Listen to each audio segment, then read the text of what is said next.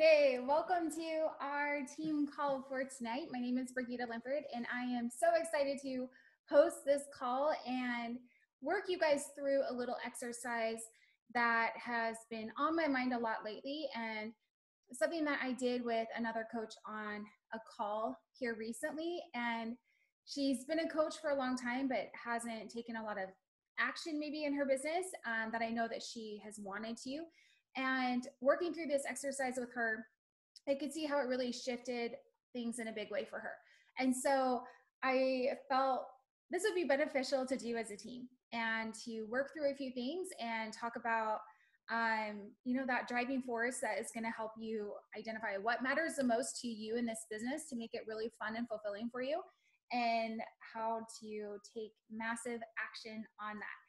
So I really hope everyone kind of saw my note. Pen and paper, please. Like, everyone needs pen and paper for tonight's call. So go get it now, because I literally am going to have you write down a few things. I'm going to be pausing, giving you that chance to write things down. So if you do not have your pen and paper, you're literally going to be sitting in silence for a little bit on part of this call. So I'll give everyone a chance to hurry and go get pen and paper. You can kind of hold it up and let me know that you already have some, that you're like, yes, Shaylee's got it, Cassie's got it, Keisha. All right, I see a few of you already have it. That was the people on my first screen. Kaylee, I just saw another Kaylee. Okay, good. So you need to have that. So for the very first part of this, I was inspired by this quote that I heard the other day. And it really made me pause the audiobook and bookmark that section and write down the quote, because I thought it was so powerful. But it is from an author and speaker, Rob Bell. And he said that despair is a spiritual condition. Spiritual. Did I say that correctly? Despair is a spiritual condition. It is the belief that tomorrow will be just like today. And that just kind of hit me hard, because I'm like, it's so true. I think for so many people who feel that despair, they feel like they're under a rock and there's no way out, and it's never going to end. And so tomorrow's going to be just like today, and it's going to be Groundhog Day over and over and over again, and it's never going to change. And I know I personally have felt that kind of despair at times in my life. And I think for a lot of people, that's why you took a chance here on this health and fitness. For many of you, that's where you started, because you're like, okay, I need to do something different. Otherwise, nothing's going to change. Like, tomorrow's going to be just like today. And so there was a level of despair in a way that really helps you identify, okay, I need a goal. I need a goal to move out of this place. And so I think it's hard, though, for people to say, okay, I just have, what are my goals in this? And I instead heard someone share a question that I think is even more powerful. And that question is, what would excite you in this business? Like, what would just feel like the coolest thing ever? What would excite you? And so I do want you to just take a moment and write that down, and truly kind of think that through. So I feel like I should have background music going while I have you guys write down some of these things. So write down what would excite you. And I'm going to play maybe a little bit of music.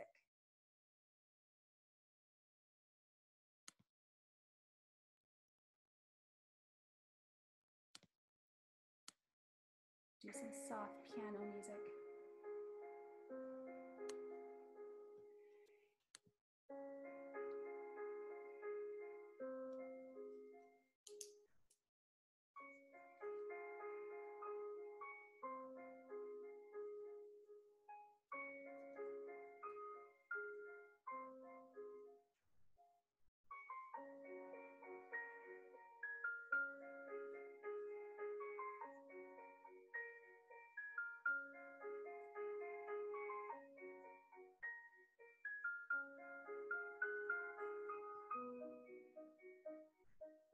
Okay. And I'll lower my background music here. So in that, I'm going to ask you a question, and I want you to write down. So you've got down what would really excite you. about this business, like something that would really excite you about the future, business related. And then I want you to pretend that I'm reading that, your response, and asking you, well, why? Like, why does that matter to you? Why would that excite you? And I just want you to write down the first thing that comes to your mind.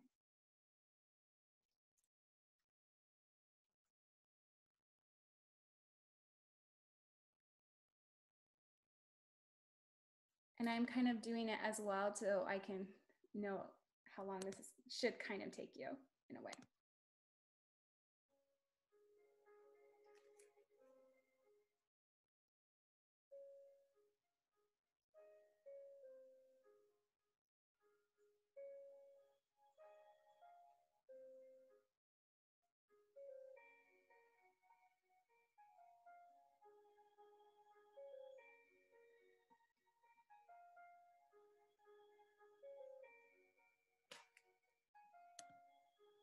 Thumbs up if you've got yours down.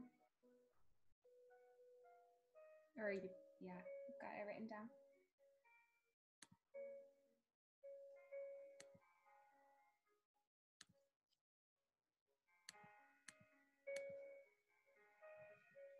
Okay, so you've got your response there on why that would excite you. And I want you to pretend I'm reading that response back and being like, but why? Why does that even matter? So to give you an example, I wrote down, I would be really excited to walk across stage as an elite coach this year as a 15-star diamond. Like that would really excite me. And wrote down, well, why? And I'm like, because it would show me that I can do this again and am having growth in my business. Well, why? Why does that matter? So I'm asking you why again, and I want you to dig deep and find the next first response.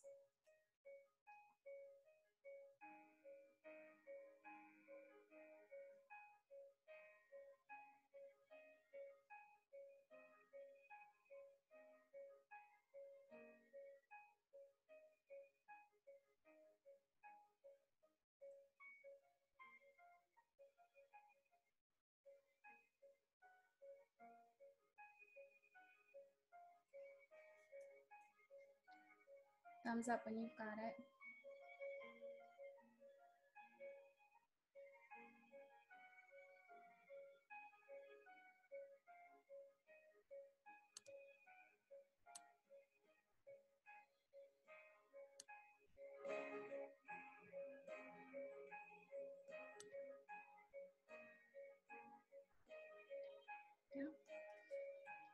You know where I'm going with this. I'm going to ask you why again. So I'm going to read that response. Why does that matter? Why? Write down your first response.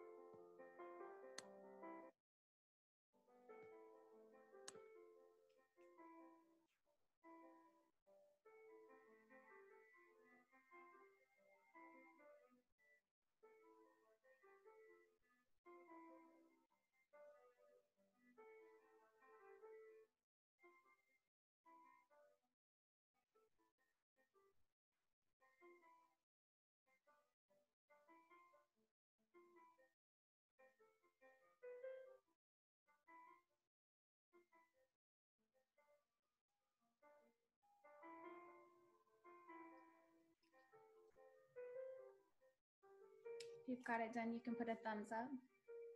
So I know you're ready. I'm asking you again. Looking at that response, imagining that I am reading that back to you and asking you, why Keisha? Why Lacey? Like, why does that matter? You know, Emily, tell me why that matters to you. So first thing that comes to mind.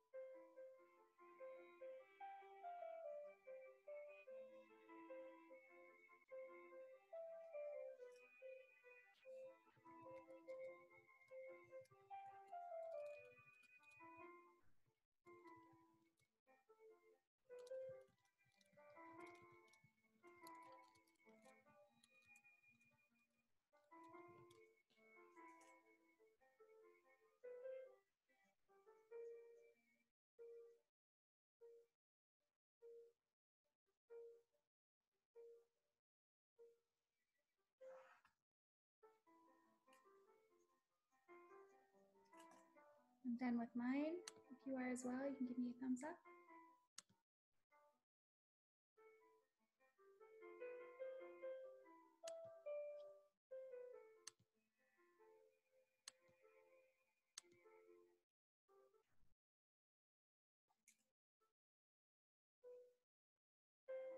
Okay, fifth time I'm going to ask you this question, why?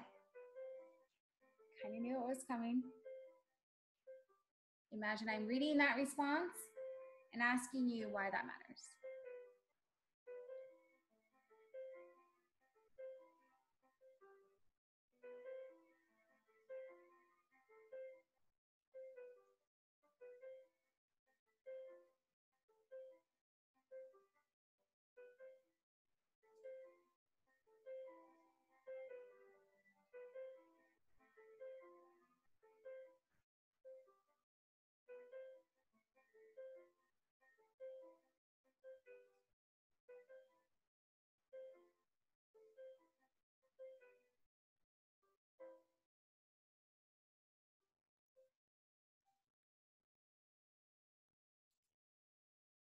This should start feeling a little emotional about here.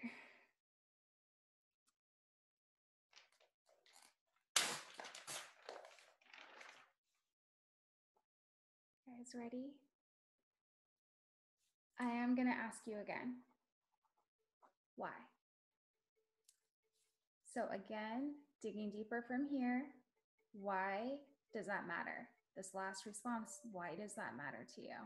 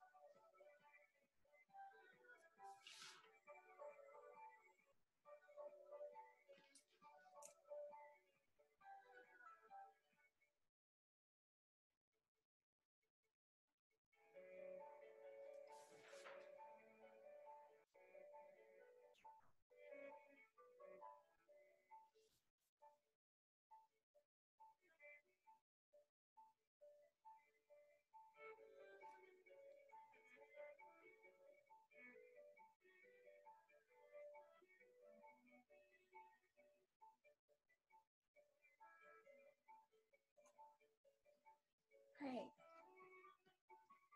This is the last time I'm going to ask you why. Tell me why this last thing matters to you. Write it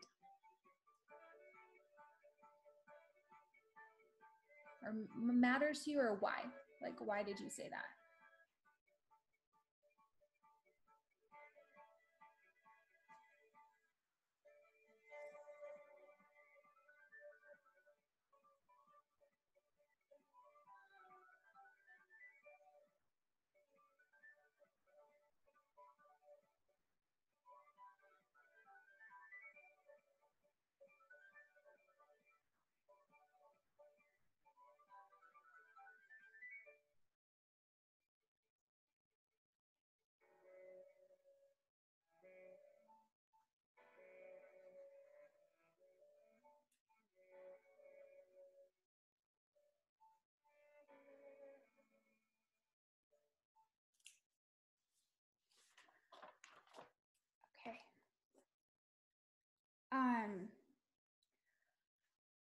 I am emotional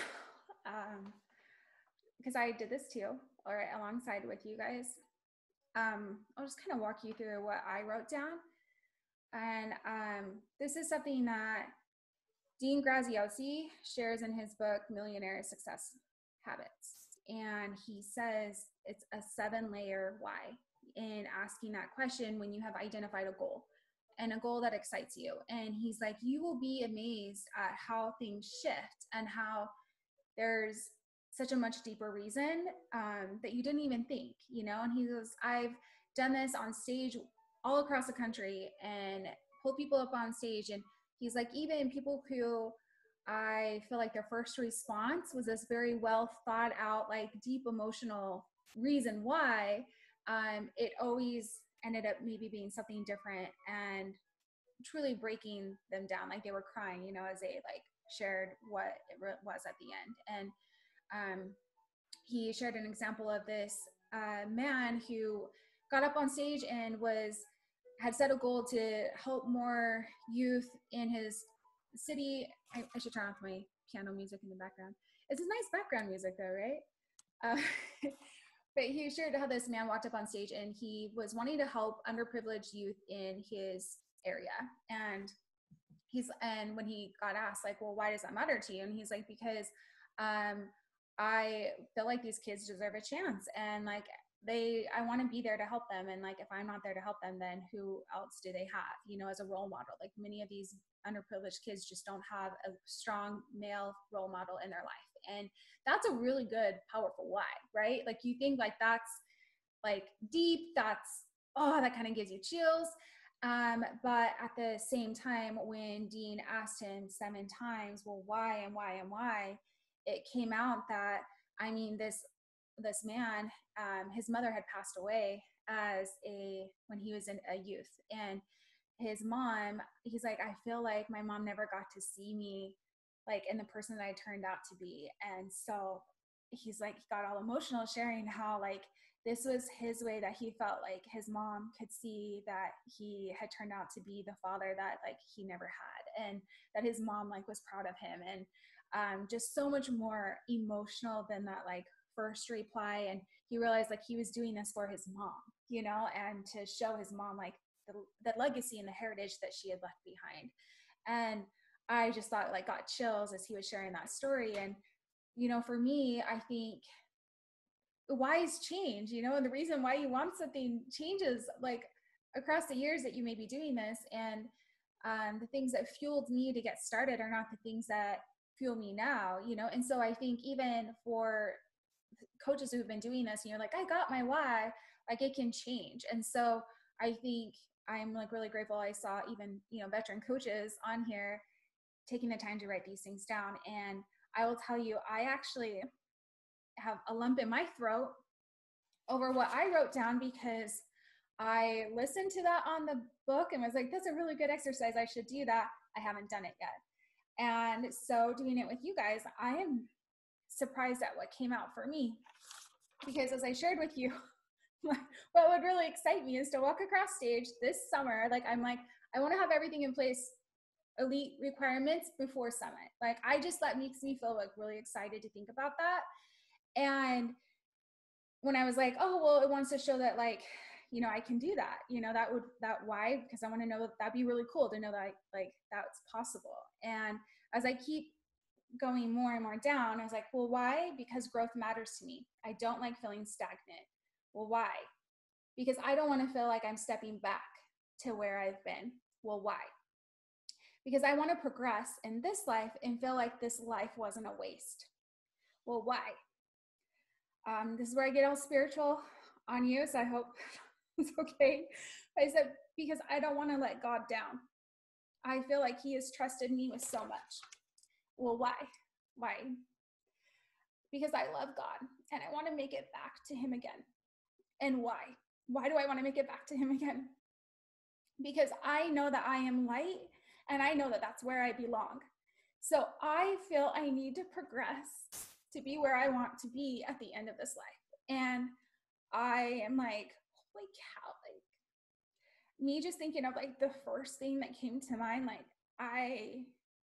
can see how that truly is what is fueling me in my life and why goals matter to me, but I had never worded it in that or thought of it in that way. And so if you have coaches who are not motivated, like I would think this is a really good habit to be in and exercise to work through with your coaches. Or if you're like, okay, I need to be like driven on these goals and I need to identify what excites me, sit down with a piece of paper and do this yourself. Okay. If you ever like, okay, well, I hit this goal, what's my next one? Identify that reason why. And one last thing I'll share with you about this is I saw in the little chat thread here of someone saying, well, I feel stuck after 2.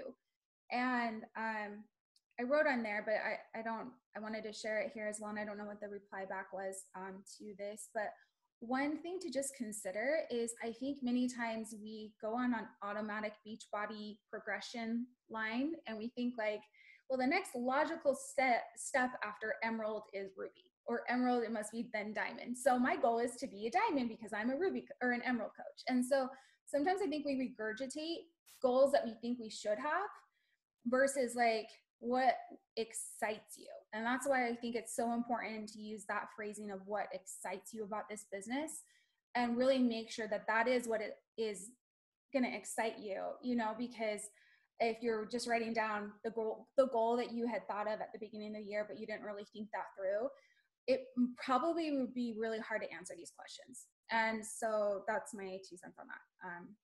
So just want to share that. Okay, so the next part of this is I want to talk about fears. And so you've got this goal now that you can identify would really excite you in your business. And I'm going to guess that everybody has some element of a fear. And so I'm going to have you pull out your pen and paper again. And I want you to write down what your greatest fear is, or what you can identify is possibly holding you back. Like if you have any kind of fear, what would it be? And I'll bring back our music.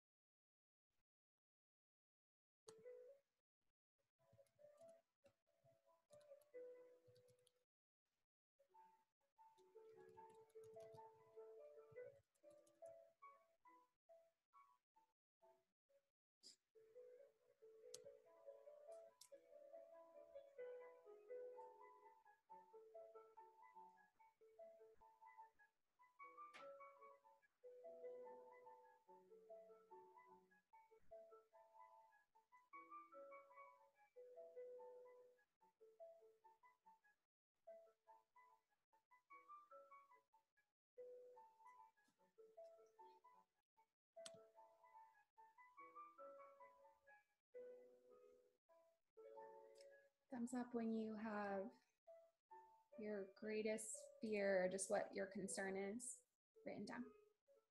Maybe it's not like a fear, it's not keeping you up at night, it's just a concern.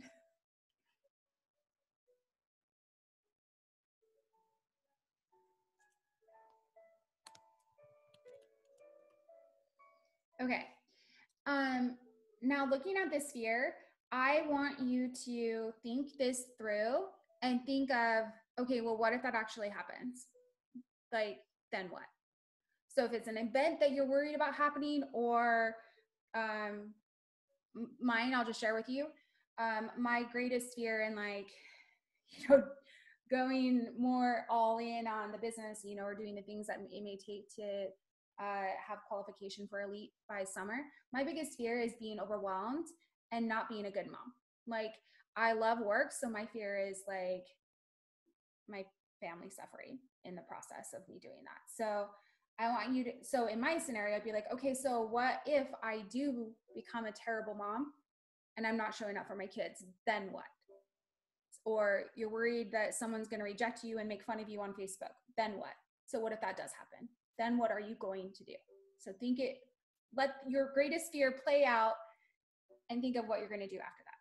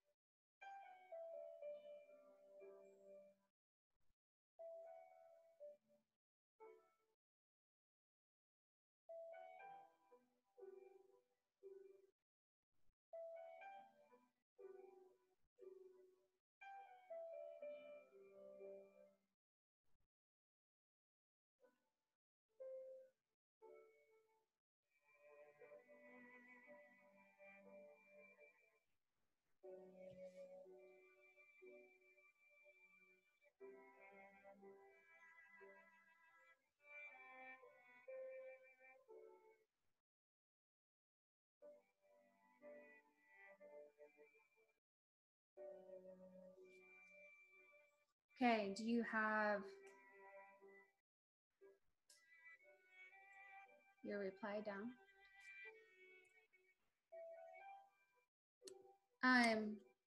So I feel like this is an important exercise because I think so many times when we're thinking of this fear, we like get stuck in the middle of that nightmare and we don't like think it all the way through. And like, so you feel like it's going to be despair. You feel like it's going to be always that way. Remember, we talked about despair at the very beginning. You feel like tomorrow will be the same as today. So you feel like it's always going to be that level of discomfort that you're imagining in your life. So in my scenario of, you know, I didn't plan this out, but just asking myself, okay, well, like, what is my biggest concern in this goal that excites me and my fear of not being a good mom? Like, if I play that through in my mind and I'm like, okay, so let's imagine that I'm not a good mom. I totally don't show up for my kids and like I'm not there for them. I'm like, then what? And realizing that like then I get to apologize. And I learn from it and they learn from it. Like, and you know, for me personally, it helps. I don't know if this sounds terrible to say, but it helps me to realize that like my mom's not been perfect, you know? And through therapy, I've been able to see how it all works together. Like it's all fits together for my benefit. And so if I'm not the perfect mom for my kids, it's going to end up being for their benefit. Like they're going to learn a really important lesson from that. And that helps them serve the world in a better way. Like, you know, I just think of, Keisha, is it okay if I like call you out on this? Like the stories that Keisha's like shared with me about experiences that she's had with her mom, and her mom's like a wonderful person. But just some of the experiences that maybe she's had. And I'm like, I can see how that totally shaped Keisha into the person that she is today and to be the powerhouse that she is today. Like, and I have goosebumps just even saying that. Like, I just think all of us, it's so easy to think like of just the mess in the middle, but not the benefit that comes from that because everything works together for our good. And it's all, how did I word this on my notes here? How did I want to say this? Nothing is wasted. That is the phrase. I can't remember which book I listened to recently, but she said, I think it was a Brene Brown one, but she said, nothing is wasted. And so even like the trials or the failures, like even if this worst case scenario happens, like my kids are going to be for the better because of it. And one of the other things that my therapist shared with me, I'll just share with you guys. But she's like, you know, I was like, oh, like I feel this, you know, I was kind of working through some mom guilt of things. And she's like, you have to know that like, I hope it's okay. I'm saying God, that like God sent you those kids like for a reason, like, and they came to you like as your mother for them to learn the lessons that they needed to learn. And so like, again, nothing is wasted. And so like I can't do them wrong, you know, even in those things that may feel like I'm shortchanging my children. But that is all like nothing is wasted. And so another scenario that maybe people are thinking of is, you know, so someone calls you out and is like mad at you that you invited them or something. I'm worried about being rejected. Okay, so then you're rejected, then what? Like, what's the worst case? Then you invite someone else? Or what if you lose it all? Okay, then you do it again. Like, you know, like it's just hopefully you see that playing it out. It's not as bad as you think it is, and you have a game plan. And I think that that's a really powerful thing to understand about failure is that you are going to fail. And I'm really grateful someone told me that as a new coach. Like, I mean, you're going to get told no. But I am so grateful for the leadership that I was under because they let me know that you're going to fail and fail and fail and fail again, but we have a plan. And that plan is you get back up, you keep on inviting, and you keep moving forward. And so I wasn't caught off guard by failure. And so look fear in the face and be like, okay, it's okay if this happens, because regardless, even if my worst nightmare happens, I have a plan and it's going to work out and be to my benefit, and it's all going to be good, ultimately good. So I think that's really powerful. I thought of, as I was preparing this call, like 3 common fears, and I just wanted to address those. I hear many times people saying like a fear of being disappointed. And I wanted to share something that I recently kind of had some aha moments around disappointment. And so disappointments, I realized, are really due to expectations. And I had some expectations about like how my body was supposed to heal after a surgery that I had done recently. And I was frustrated. I was disappointed, and I like had these expectations that were not being like full, like living, not happening. And I realized that I can drop expectations and keep standards. And so there's so many people who are like, oh, I want to set this goal. And you can hold yourself to a standard of, this is the effort that I'm going to give because it's going to show me that I am growing and that like I can do the hard things or whatever, but the standard that you set for yourself, but lose the expectation to the outcome, because still everything's going to work out to your benefit. Even if it's the worst case scenario, it's still going to be okay. So you can drop the expectation of what's supposed to happen. The other fear of being judged is another one that I think is very, very common. And I just want to share like some phrases that have really helped me work through a fear of being judged. Because I definitely was worried about what people would think of me as a new coach.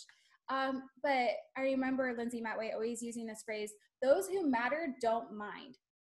And those who mind don't matter. Say it again. Those who matter don't mind, and those who mind don't matter. And the reason why they don't matter is because the older you get, I think we all realize that other people's opinions of me are the self-reflections that they have of themselves. Like I'm just a mirror for them to whatever they need to work out in their life. And so it really has nothing to do with you. Like other people's opinions sincerely have nothing to do with you. And so it like truly doesn't matter if someone is like has an opinion of you. Stay the course, because like whose opinions do matter, and I think it's not the best action to be like, screw it, like I don't care what anybody thinks of me. I'm like, well, that's a really hard shell that like is not a healthy response, I don't think, because it's good to like, you should care what some people think. Like there's, it's a healthy thing, but you need to identify whose matter does matter most to you. And as I was talking with a coach over the weekend, this was what she identified as her greatest fear, was being judged by people and having them misunderstand her. But then when we got to her why, like I thought it was so interesting that her deep why was that she really wanted to leave a legacy for future generations. And I thought that was interesting because I'm like, it's kind of connected to what your future generation is thinking of you, right? But yet the fear of what people are thinking of you is what's keeping you back from that. So these opinions need to matter more to you, the opinions of your future kids and future generations to come. Their opinions matter most, not the person on the screen who could or could not take this the wrong way. And so I felt that that was a really interesting, awareness to have.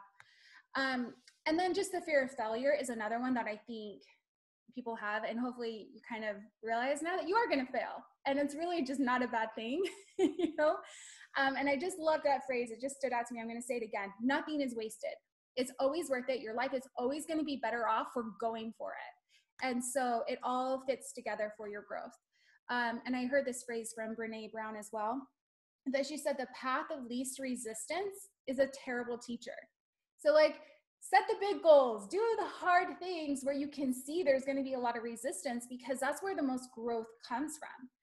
I think there's no coincidence that this goal for me, I'm like, that's a challenge. No, it's not like elite in 12 months. I'm like elite in 6 months. But that is what excites me, because I'm like, that shows me I am progressing and reminding me of like, I am much more capable than I think I realized, like much more capable. And if I set a big goal, I rise up to the challenge. Versus I've heard people say, like, if you give them a prize to go to Ohio for the weekend and tell them to do a really easy task, they're less likely to do that than if you give them a hard task, but you offer a trip around the world, And it's the difference of that goal that excites you and feels like, wow, that's like even a hard thing. You're willing to do the hard things for the things that matter to you. And so anyways, I thought that was really powerful. And now the next section of this call is applicable to some people and may not be applicable to some, because I think for a lot of people, you are moving forward, you're in the trenches, you're doing the work, and you just have to remember the principle of the slight edge. That there's a law of harvest, that you are doing the small and simple things consistently over time, and it compounds and compounds and compounds. And even on like day 99 of a lily pad sprawling across the pond, it doesn't look like it's even there. But then on day 100, it's like covering the majority of the pond.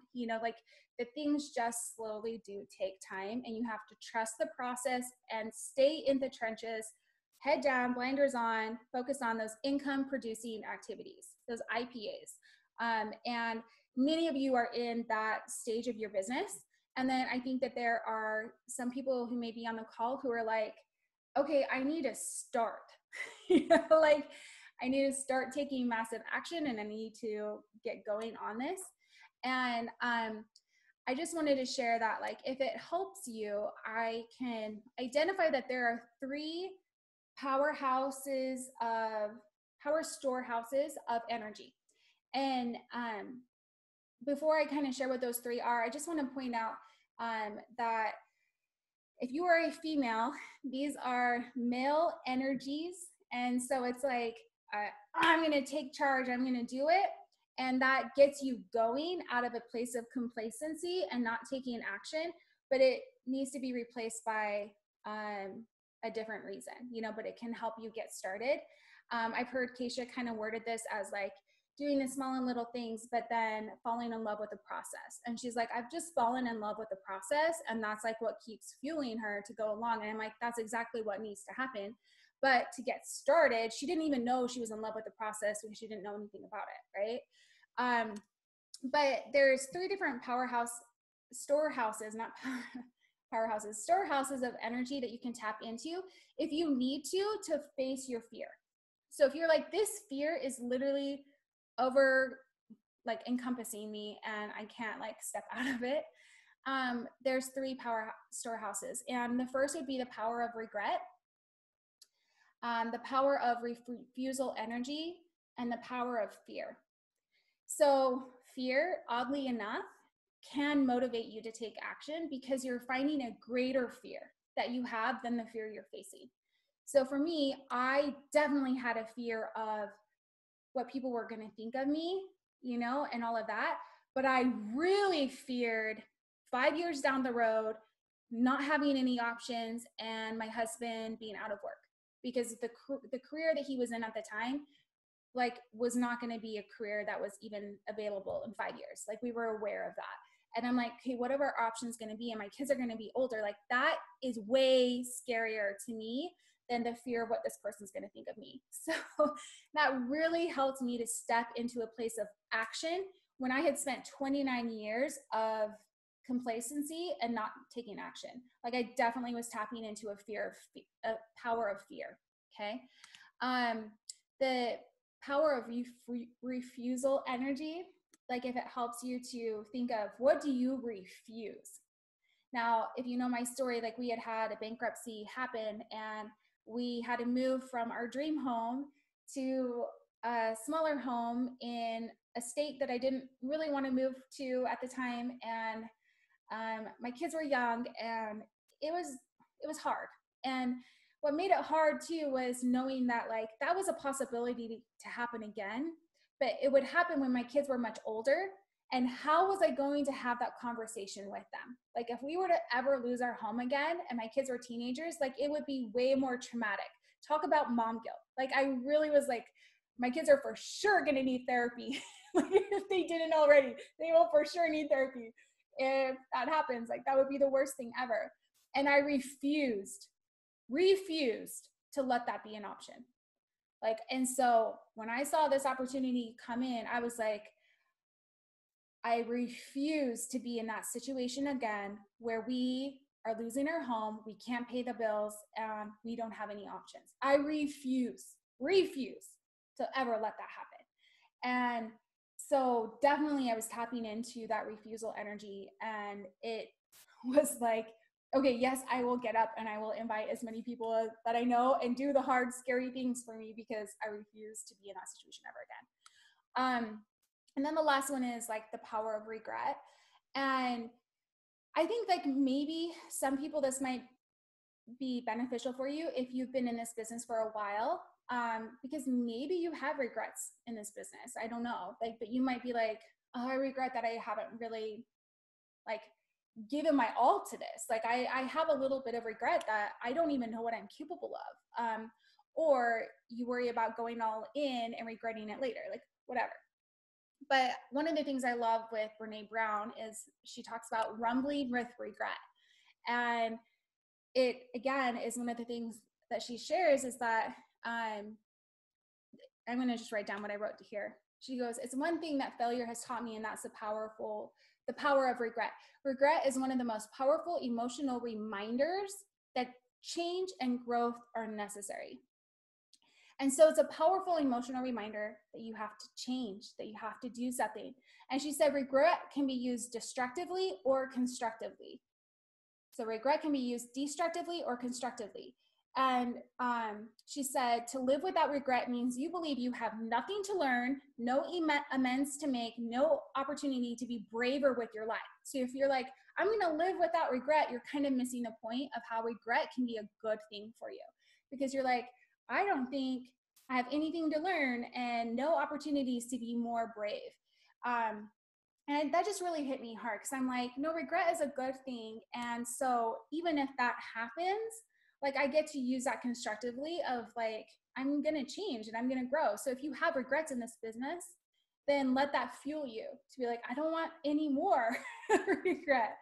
That is definitely something I also tapped into when I came into this business, because I went to college for 5 years, 5 freaking years of paying tuition and books and all of that. And I have no degree to show for it. And you better believe I regret that. Like I do, I totally regret that. And I remember getting on a call as a new coach, and it's like, I think the second call I got on, because I remember the first call and this wasn't on that call, but the second call I think that I got on, the person teaching compared this to college. And she's like, listen, people go to college for 4 years to then have the opportunity to start making money. And they go into debt and they put their life on hold and they work really, really hard. You know, they spend maybe 40 hours a week doing this, paying all of this money, investing all of this time and energy and money to then have the opportunity to create money. And yet, how cool is this that you could spend 20 hours or 40 hours, but you're making money along the way. But what if you didn't? Like, what if you didn't make any money along the way and you only started earning money at the year 4 mark? Like, it would still be worth it, you know, because your income potential and income opportunity is way more. I'm sorry, but it is way more than any college degree. And I'm not saying not to downplay a college degree, but more so just that, I don't know any other income opportunity like Beachbody. I'll just say it, like, I just don't, you know? There are a lot of educated people who live around me, but I don't think any of them are earning more than Lindsay Matway. Like, I just don't, you know, or Melanie Mitchell. And so I'm just saying that, like, if you were to treat this like people treat a college degree, and to say, I'm going to put my head down and I'm going to create a really cool income opportunity. You're not going to go into debt in the meanwhile. You are not going to have to, you know, sacrifice all the things and pay for books and tuition, all these things. You're going to earn money along the way. But like, what would your business look like if you were that consistent for 4 years? You know, not just let's be here a year from now, but if you gave this 4 years of consistent effort and hard work like you would to earn a degree, I think you'd be amazed. I think you'd be amazed at what's possible in this. And when someone said that, I was like sitting here thinking, I refuse to let another 4 years of my life pass and to look back with regret. I am not going to let that happen. So I guess it was refusal energy also. But it was a lot of regret too, like fear of regret, you know, or power of regret. Like I was tapping into that of like, I am not going to have another scenario where I look back with regret, you know? And I don't think I realized that going into college, that like, if I didn't take advantage of that opportunity, I would regret it. But I was definitely aware of that coming into Beachbody. That I was like, I will totally regret this if I do not go all in and just do my best. Just do my best every single day. Just do my best, you know? Not like, okay, I hit Success Club 10, I can take a break until March 1st. You know, like just do my best every single day. I will regret it. I knew that. And so that definitely fueled me. And then I fell in love with the process, and it didn't take long, you know? And so, but if you are like, I am being so complacent, what is wrong with me? And you're like trying to shake your own shoulders, like, wake up. I think it might help to tap into one of those three things and identify what that would be for you. And that will get you over the hump of the fears that you're facing. And then you fall in love with the process and you're able to more clearly see the big, deep why that you have that is at the root of all of it, but you're just so clouded by fear, you know? So I think that will help you get over it. So, okay, so that's what I really have for you guys tonight. I hope you just have used this opportunity to look within and identify what excites you, what fears you're facing, and what inner power you have available to you to tap into. And I just wanted to share one last quote again from Brene Brown. But she said a really cool thing. She said, your vision will become clear only when you're willing to look within your own heart. Who looks outside dreams, but who looks inside awakes. And I love that because I'm like, what a cool opportunity we have in Beachbody to look within and to be like, this is my business, my opportunity to do these cool, amazing things that excite me for this deep emotional why. This is my chance. And I'm going to look within to see what hurdles I need to overcome and what it's going to take for me. And you will awake. And I think it will completely change your life. So thank you for being on. And I will share the recording in the team page. Much love to you all. Mwah.